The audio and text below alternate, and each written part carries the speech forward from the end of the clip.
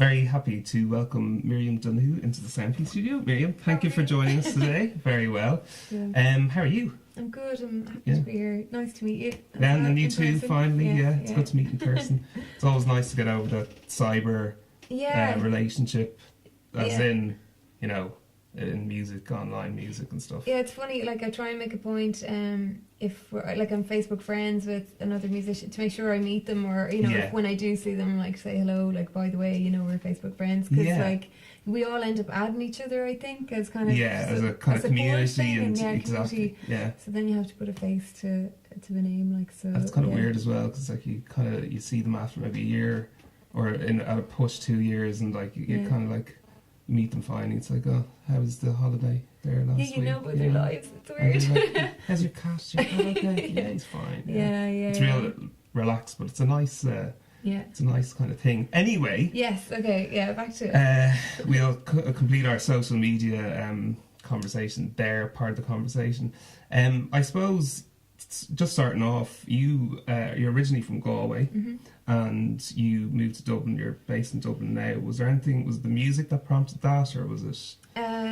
Music, and also I work in costume for like theatre and film and TV. Okay, so there just seemed to be kind of more work, and then my boyfriend, he also worked in film, so Dublin just seemed to be this place where there was a bit more opportunity for all parts of life. So that was kind of the big thing push to move up here. So. And when can you remember your first kind of gig in Dublin after? It was in the Workman. Well, no, my first gig in Dublin was before I moved. It was in the Workman's Club. Yeah. That was about a year before I moved up, and I was a part of a competition called What the Folk. Okay. And I like to play on words. Yeah, it was good, and I made it to the finals along with a guy called David Hope, who we've stayed friends. Yeah. And he won. He was brilliant, and he's flying it now. So, and it's funny because he's from the West as well. He's the 3 finalists were all musicians from the West. He's a Clareman, Shannon. Yeah. And is he still going by his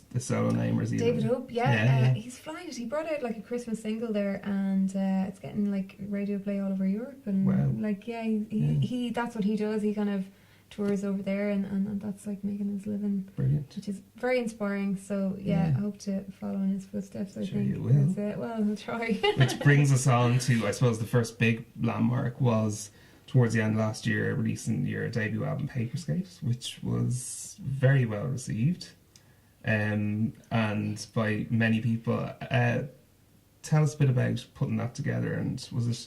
I know you'd mentioned that it took quite a while to kind of get the funding behind it in place first. So I initially did a funded campaign which was really successful, and that generated a lot of music, or a lot of money for it, and which enabled me to go and work with a really talented producer, Gavin Glass.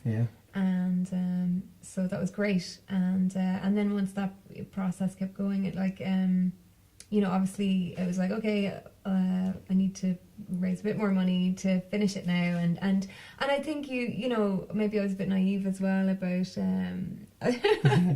about how much it actually cost to do an album. Like for my first EP that I did it for no money. Like I convinced a friend to record it for free in his bedroom, and it was just like a very simple setup, mics wise and everything, and he mixed and mastered. He did a great job. And then I hand printed every CD cover. I did like a lino print because I have a whole art background as well.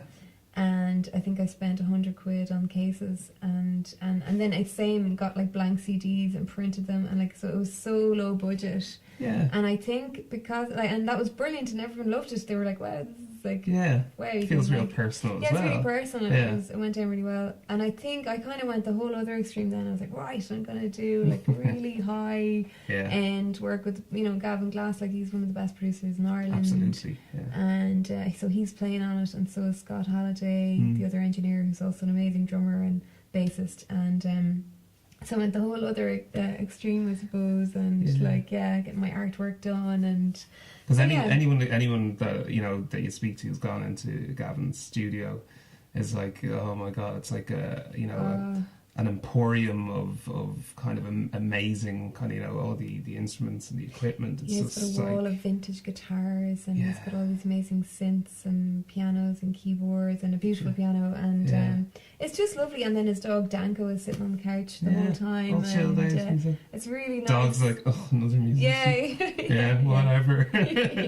My next thing then I was going to ask you about was, like, I suppose you played a lot of you know, the main festivals in Ireland, like Caspalooza, Body and Soul, Electric Picnic, but you also played in the same lineup as Martha Wainwright and Nina Persson. I was a big fan of the Guardians. I don't hear bad words. I don't think anyone does. Yeah. But did you get to meet Martha or Nina at all? I did. I got to hang out with Martha. She was really good.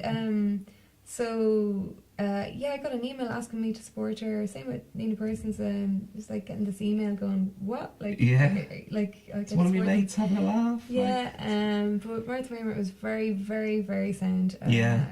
She spent about 10 or 15 minutes chatting to me upstairs after the gig, and just giving me, you know, talking to me about how she got into music and her advice, and and it was kind of interesting that night because there was a protest outside.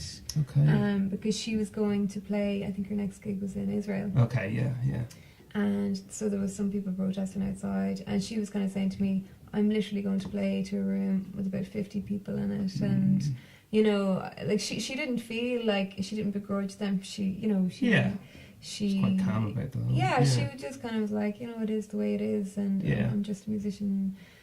Traveling around trying to sing my music, and in some ways I suppose like someone with her, I suppose, reputation is targeted just from a publicity sense, you know what I mean, in terms of the protests, you know. I think like so. If it was a smaller act going over, they, you know, people probably wouldn't bother turning up to protest the gig, and I think people were trying to get heard and get artists to back them, you know. But it was just interesting. So she talked about that. She talked about singing with her brother Rufus, and he's amazing as well. Yeah, she was just like, keep playing, and she was really. And where was that gig on? Was that in Whelan's? Wow, so amazing. Yeah, she was great. She was very funny on stage, and And going back to the album as well, you know, from my own personal observation, it felt like, and I'm sure it's not obviously the case necessarily when from the musician's point of view, like, but it's probably very personal to you. But from the listener's perspective, it felt like it was kind of written for the listener, like for other people. It kind of created like you know, a lot of kind of little different stories, and you know, it was kind of, you're kind of letting us off and to explore, you know, each of the songs. I think I'm kind of conscious about that when I'm writing songs. Like there's certain things I write that are maybe vary from the first voice from my voice. Yeah. That maybe don't make it to the light of day because maybe they're just me, like something cathartic for me. Yeah. And maybe I don't feel like they're something I want to share or also relive on stage again. Like sometimes some things that's painful, you put it in a song and then you go, oh, that feels good, I got it out. I don't think I need to sing that over and over again. Yeah. Whereas I think a big thing for me is I like to kind of I think there should, for me anyway, I think there should be some sort of healing in songs, or like, you know, that they've moved on to beyond maybe a place of pain, that you're getting a bigger picture with it.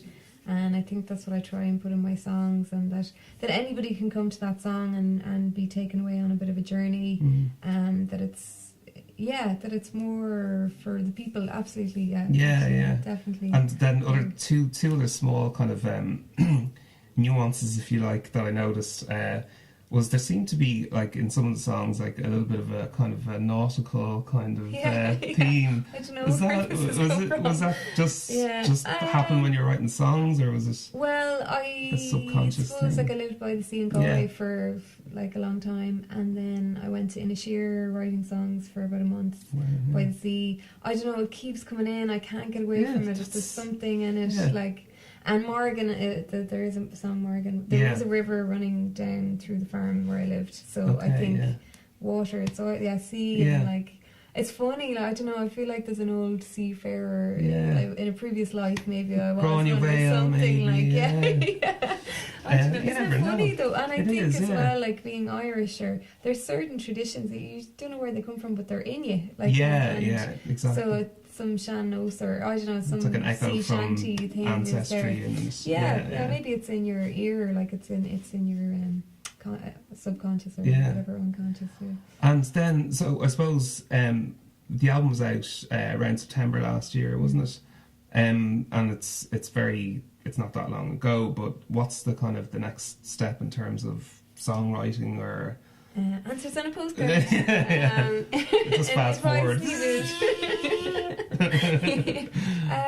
Yeah, just like I was lucky enough to get a band together to launch the album, and it's been really nice working with them. So I think I want to work more with other people. Like I've been playing on my own for years, and that's great. But there's something magic that happens then when you work with other people. So you know, whether it's one person or a band, we'll see. Like I'd like to do more stuff like that, and play more, and I don't know, travel more. Like I got to go to Germany for a week last year. In Berlin, or no, that was before. In Stuttgart, and it was great. It was nice to play to different non-English speak. Well, you know, it's not the first language and stuff. Different people, and challenge yourself to you know, see how you're. In fairness to the Germans, some of them probably have better English than us. Oh, that's true. You know, that is true. not you and me specifically. Our English is great. Yeah, I don't know. Like I have a lot to learn. I definitely think with the music thing, and but I just want to keep playing. You're enjoying growing into it. And, yeah. And in terms of, I know you recently played down in your home city of Galway, and you played in Dublin as well. That was last week. The week before, last week. Have you any more live shows coming up soon? The next one is the Cobblestone on the 12th of May, and then I'm down in Kilkenny on the 25th of May, and supporting a guy. He's like a English folk artist. He's coming over touring, and there'll be more popping up in between. Which we can all find on Facebook and Twitter and all the rest. Well, Miriam, thanks so much again for coming into us, and thanks for performing a song off your album earlier for us. We're looking forward to sharing it. My favourite song. Yeah. You'll just have to wait and see it. Thanks, Mel.